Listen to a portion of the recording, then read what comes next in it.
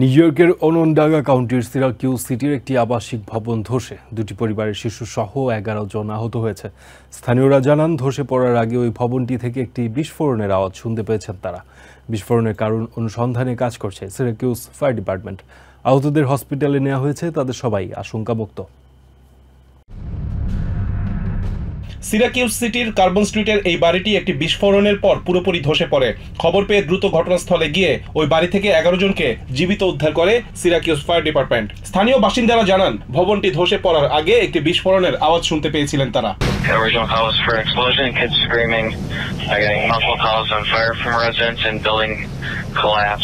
ধসে পড়া ভবনটির ভেতরে আটকে পড়া মানুষকে উদ্ধার করতে দ্রুততম সময়ের মধ্যে সেখানে কাজ শুরু করে সিরাকিউজ ফায়ার ডিপার্টমেন্টের 60 সদস্য।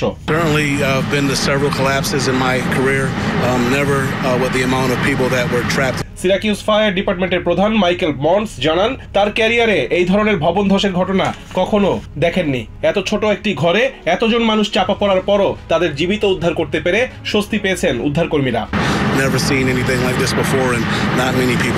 প্রাথমিক তদন্তের পর জানানো হয়েছে, বিস্ফোরণে ধসে পড়ার সময় ওই ভবনের ভেতর দুই পরিবারের মোট 13 জন উপস্থিত ছিলেন। এদের মধ্যে 11 জন সেখানে আটকা পড়ে। Syracuse city mayor Ben Walsh এই তথ্য জানিয়ে বলেন, ভবন ধসের কারণ জানতে তদন্ত চলছে। We believe there are two families that are involved in this.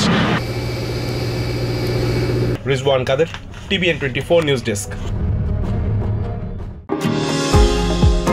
New York সম্প্রচারিত TVN 24 টেলিভিশন বিশ্বজুড়ে বাঙালির কণ্ঠস্বর।